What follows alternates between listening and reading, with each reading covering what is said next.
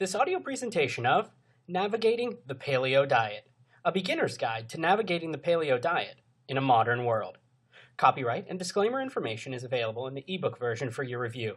This content is laid out as follows. We'll start with an introduction, followed by 5 chapters, and then a conclusion. So with that, let's jump right into the introduction of Navigating the Paleo Diet. Introduction. Whether we like it or not, the health of our society is bad and getting worse.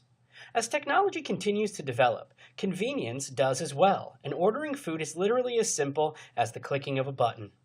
Long gone are the days of having to find your own food, let alone having to drive to a restaurant to get dinner. Cooking dinner looks less and less appealing when compared to the food conveniences and choices amongst diners, catering services, fast food, and takeout. According to the Academy of Nutrition and Dietetics, diabetes is now the 7th leading cause of death just in the United States alone. Type 2 diabetes has been on the rise due to poor lifestyle choices, such as too much unhealthy food and not enough exercise. Globesity, a term coined by the World Health Organization to describe the worldwide obesity epidemic, is another problem as well. These numbers continue to rise, as do the associated health problems and diseases. As governments and local communities start to feel the impact of obesity, diabetes, hypertension, etc. due to poor lifestyle choices, awareness is increasing. Cheap processed foods are so readily available and overwhelm the shelves in supermarkets. Toss desk jobs, long drives or commutes, and electronics into the mix, and we do a lot of sitting around and very little to burn off that processed food.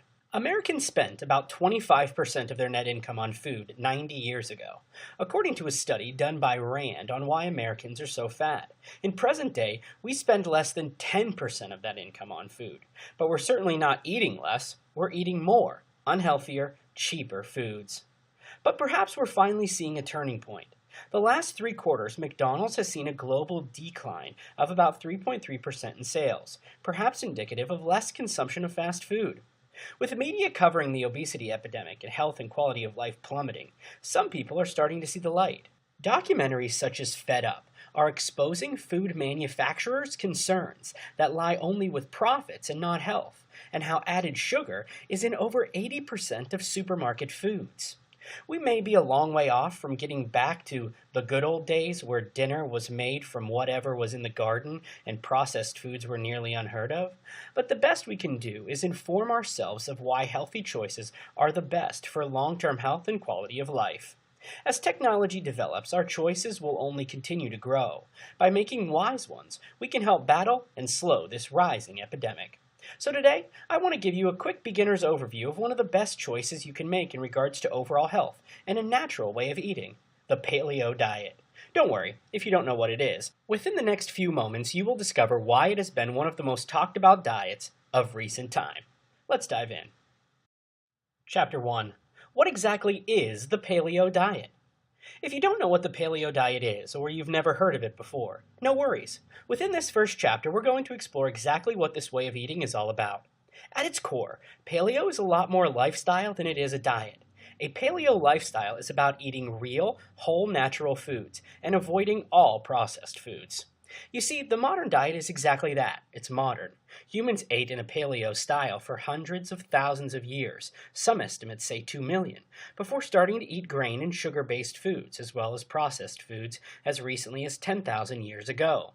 The idea behind paleo is to eliminate those processed foods, chemicals, vegetable oils, and other new additions to the modern diet that can be detrimental to our lifestyle, from how we move to our energy levels to how we feel on a daily basis. For all those years that we ate paleo, humans were hunters and gatherers. They ate meat and they ate fruits such as berries when they were in season, which also meant they moved a lot and were very active. They needed to be strong and fit in order to survive. Their bodies were conditioned to efficiently use fat as fuel and energy, not carbohydrates. Eventually, agriculture came into being and the human diet changed dramatically. The agricultural revolution occurred about 10,000 years ago and introduced grains such as wheat and breads into our diet.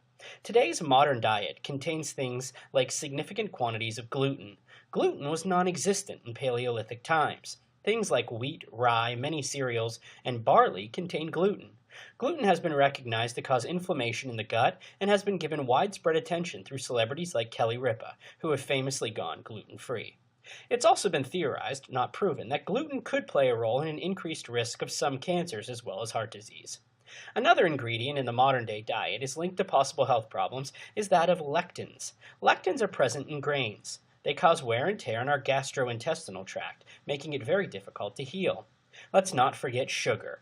Sugar is everywhere and in everything nowadays. Sugar needs to be burned, but another aspect of modern times is how sedentary people have become. Everyone sits. They sit at work, they sit on the couch watching television, they sit at their computers, they sit checking out social media and texts on their smartphones. People do not move the way they used to, and so they don't burn calories the way they used to. This becomes a big problem when talking about sugar consumption. In the Paleolithic period, humans were lean, strong, and fit. They moved pretty much all day, every day. They didn't farm or grow crops. As I mentioned above, they hunted and gathered. They followed the food. They didn't sit around playing on their Apple iStone tablet. If they did, they'd starve. So all that sugar being consumed in the modern diet, which is bad enough, isn't even burned off because of sedentary lifestyles, which means energy spikes and crashes and related health problems such as diabetes and blood pressure issues. One of the big myths that the paleo diet has helped to dispel is the outdated notion of eating fat makes you fat. This was a big deal when the high carbohydrate craze started in the 80s, and you had everyone obsessed with the amount of fat calories they were eating. Almost every food in existence ended up with a low-fat or no-fat version, but most of that fat got replaced with sugar. Fat is a crucial nutrient when it comes to our health. Dietary fat is needed for an optimal, well-functioning, and healthy body. It's all the chemicals, preservatives, and added sugar in our diet that lead to the weight gain, health issues, energy problems, and more. The paleo diet has been referred to as the caveman diet because that is basically how you were asked to eat. The paleo diet mainly consists of meat, fish, turkey, chicken, fruits, vegetables, and nuts. Eating paleo eliminates the negative aspects of the modern diet, such as sugar, trans fats, and preservatives, while nourishing your body with much-needed vitamins, minerals, proteins, and healthy fats, such as essential fatty acids. Essential, as in your body needs them. Get it? It needs these fats, such as omega-3s, which are almost non-existent in the modern diet, especially amongst people who are mistakenly but severely limiting the consumption of fats in their diet. With the paleo diet, you are basically going back to, well, basics. Well, that's a basic overview of what the paleo diet is. In the next part, we will look at going organic, and following that, we will look at paleo-approved foods. Chapter 2. Is organic the way to go in this modern world? Part of being an informed and conscious consumer is being aware of the foods you buy and their health benefits and drawbacks, especially if you're looking at adopting the paleo way of eating. Buzzwords float around the world of healthy eating so frequently that it's hard to keep track of what's what and why, and organic is certainly no exception. Walk into your typical everyday grocery store and chances are you'll stumble upon a few aisles labeled health food aisle or organic aisle. Sounds pretty good, right? The shelves are stocked with items labeled natural, raw, sprouted, and organic. The prices are a bit high, but hey, that's the price you pay for health, right? It's important to understand what these labels mean and if they really even mean much at all. The term organic refers to the way in which agricultural products are grown, raised, handled, and processed. Using natural fertilizers over chemical ones and natural insecticides over synthetic ones are both ways in which food can be grown and processed to be considered organic. Meat that is considered organic comes from animals that were given organic feed and no antibiotics, growth hormones, or medications. The USDA regulates the organic industry and requires food manufacturers to meet strict government guidelines. You can learn more about organic agriculture on the USDA website.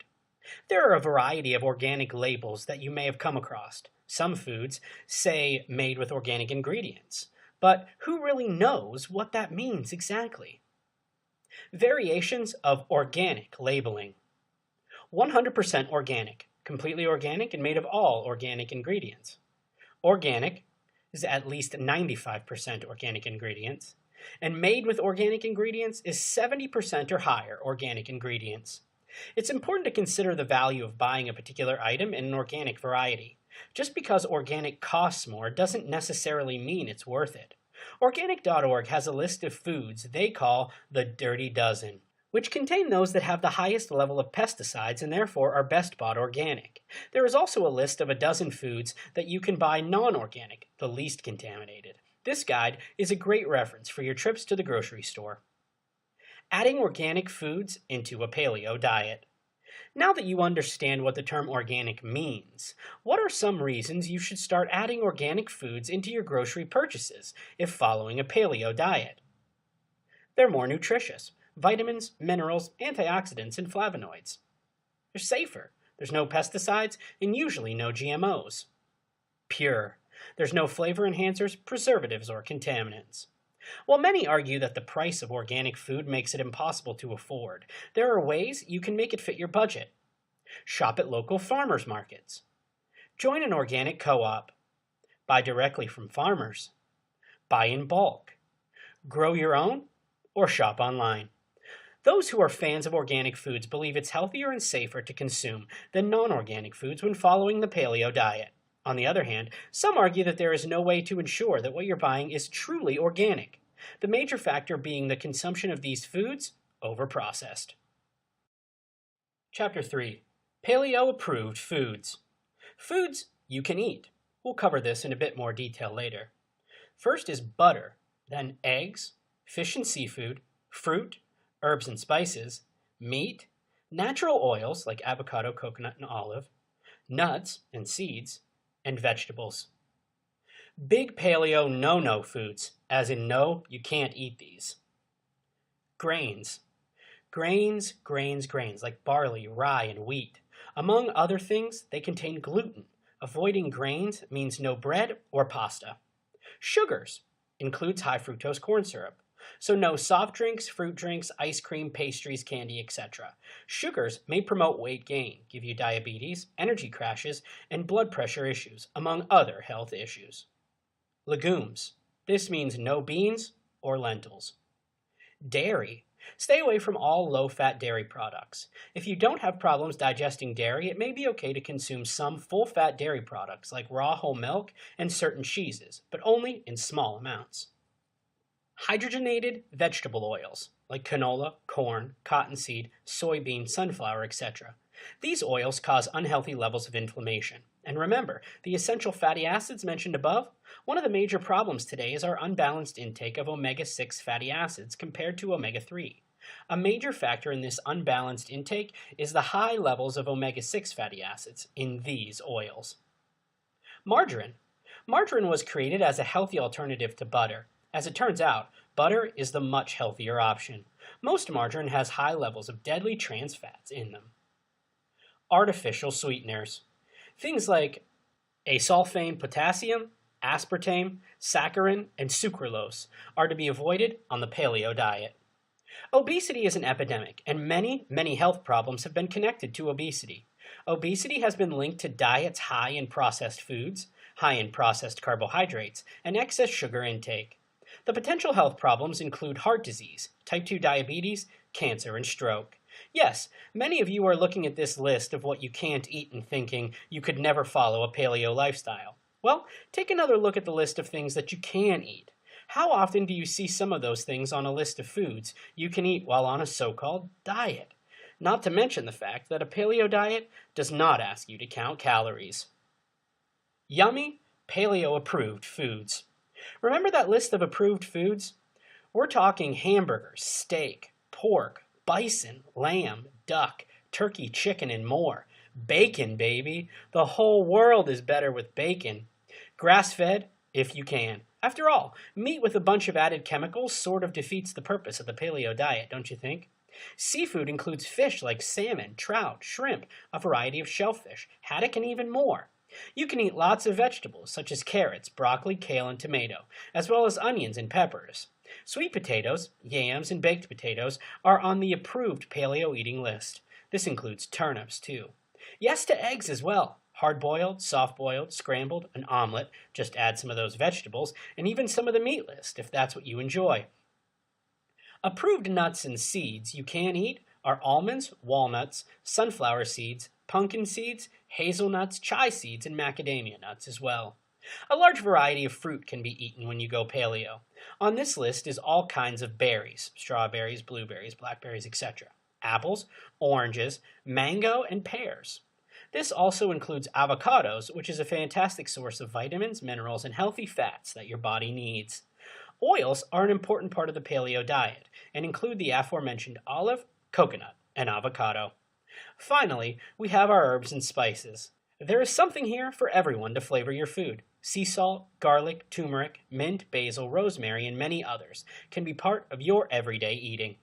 You will find slightly different approved foods with the paleo diet or caveman diet. Some will tell you that it's okay to consume certain things in limited quantities. This includes red wine. Science says there are a variety of health benefits to red wine. Hot chocolate using dark chocolate, and certain teas like green tea that is packed with powerful antioxidants that have a lot of health benefits.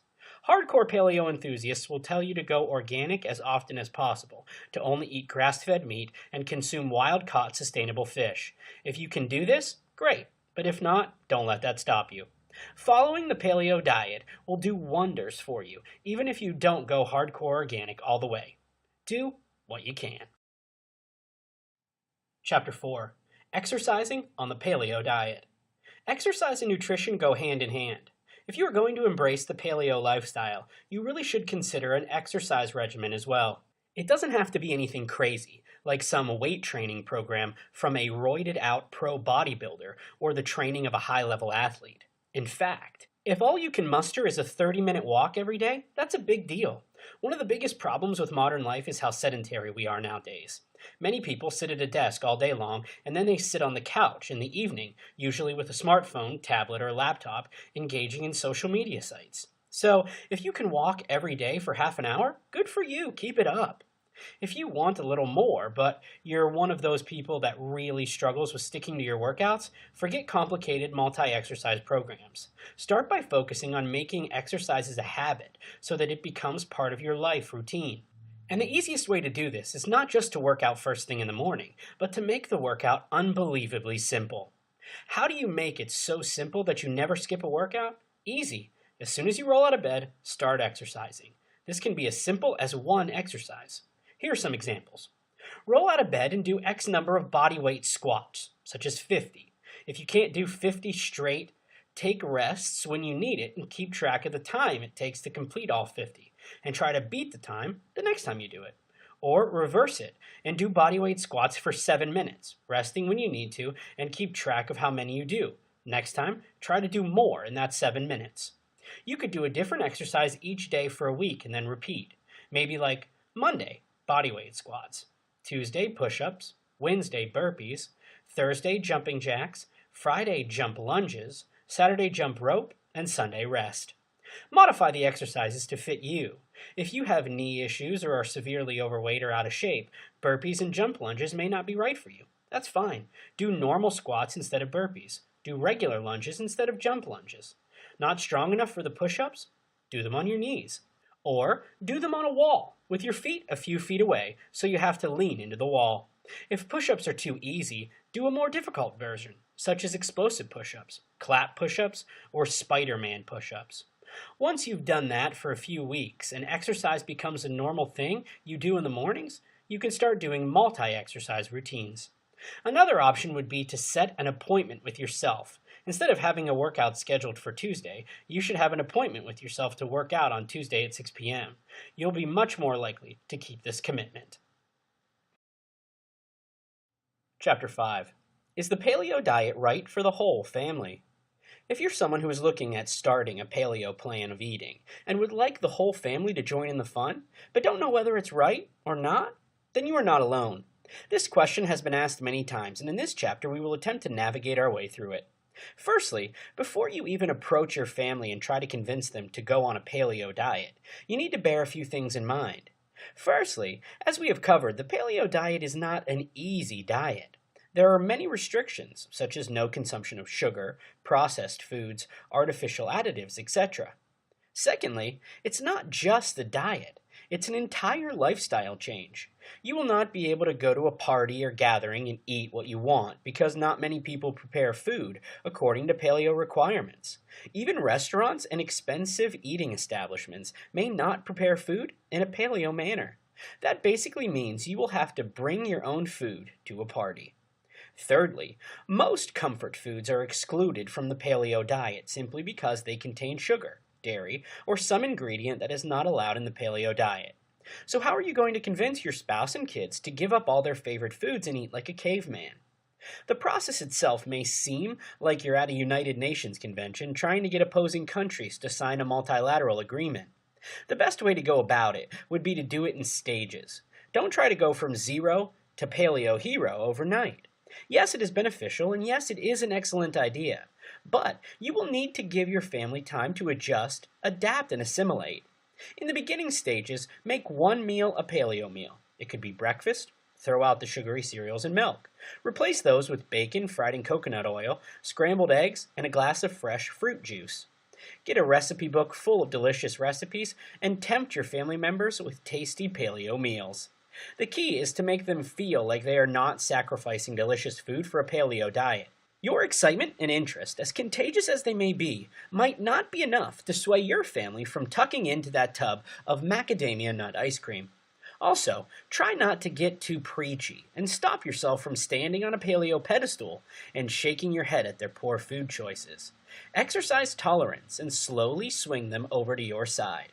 Of course, your family may say, "Yay, let's all get on the paleo diet and eat beef liver tonight." Highly unlikely, but if it does happen, good for you. Otherwise, follow the earlier advice. It is a fantastic idea to get your family on the paleo diet because it is extremely healthy. You will be less prone to obesity, allergies, aches and pains, etc. In the long run, your entire family will benefit from the paleo diet. So, it is worth pursuing and persuading. Have tolerance, or your spouse may divorce you and let you have full custody of the chicken feet and bison tail that are happily sitting in the freezer. The key to convincing them will be to become an excellent cook. Invest in a good paleo recipe book and hone those cooking skills of yours. Do focus on the desserts. Most people find it extremely difficult to give up the sweet foods. Do not use the paleo diet as a crutch to cook unpalatable dishes. It is perfectly possible to whip up mouth-watering paleo dishes.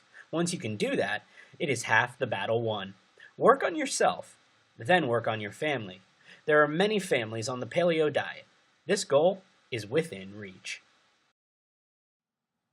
Conclusion. Tips to start today. Congratulations on making it to the end of this intro guide on the paleo diet. You may be surprised to know that the majority of people who start something never complete it. If you've made it this far, you're definitely interested in the paleo way of eating and all the benefits it has to offer. The best thing you can do is to get clearance from your doctor and get started on a paleo program. Take your time and progress at your own pace. This is not a race. The more you do it, the better you will get at doing it and the healthier you will become. It's all a matter of time and practice. In this last part, we will look at practical steps to start a paleo lifestyle starting today. Understand the basic do's and don'ts of what to eat and not eat. Do eat nuts, vegetables, fruit, eggs, organic and grass-fed meats, healthy oils like coconut, avocado, olive, etc., and seafood and fish. Don't eat processed foods, dairy like butter, yogurt, cheese, and milk, cereal grains, legumes like beans and peas, peanuts and peanut butter, refined sugar, potatoes, refined vegetable oils, candy, artificial sweeteners, and starchy vegetables like potatoes, yams, etc. Plan on a lifestyle change, not a temporary thing. Lasting results happen when you stick to something permanently. That doesn't mean that every now and then you won't find yourself having a cup of milk with an Oreo. But going into a diet change with the mindset that changes are permanent and long-lasting is a key to success. Remember that this is not a race. It may take a while to remember what foods to incorporate and what foods to give up. Do a sweep of your kitchen. Let's face it, the box of cookies in your cupboard clearly won't fly within the world of paleo. But if they're there, you'll likely eat them. Same goes for the butter, the peanuts, and the potatoes. In order to avoid temptations, every time you open the cabinet door, you're going to have to toss some of that stuff. Give it to a neighbor, a friend, or the local food bank. Make sure you understand your reasoning. Oftentimes, we hear about a new diet or exercise and we get stoked. We just want to dive right in because, man, that sounds awesome. But in order to keep our motivation up for the long haul, it's important to understand why you're choosing to start something. Are you diving into paleo because your friend did it, because you want to feel better, or because you want to lose weight? Whatever your reasoning may be, make sure it's one you truly believe in. Practice forgiveness. Aside from the fact that this is just an awesome overall rule of life, it reminds us that we aren't perfect. Every now and then, we may want a treat, read something that doesn't fall on the eat list for paleo. Some people allow themselves treats every now and then. Some do so on a scheduled basis, and others as life tosses things their way. Regardless, don't beat yourself up for slipping up. We're all human after all. Do your homework. If you're a restaurant junkie and are weeping at the mere thought of giving up your Friday night fun, hang on a minute. Revisit the menus of places you frequent and see how you can make the food selections fit the paleo requirements. Or, if there's a dish you just can't live without, plan to have your cheat at the restaurant that serves it. Making the choice to live a healthier life is awesome and admirable, whether paleo ends up being the route for you or not. By eating the foods that our ancestors ate instead of filling our bellies with packaged everything, we can be sure we're heading down a path of healthier, happier lives. Quote, "Let food be thy medicine, and medicine be thy food." Hippocrates. Thanks for listening.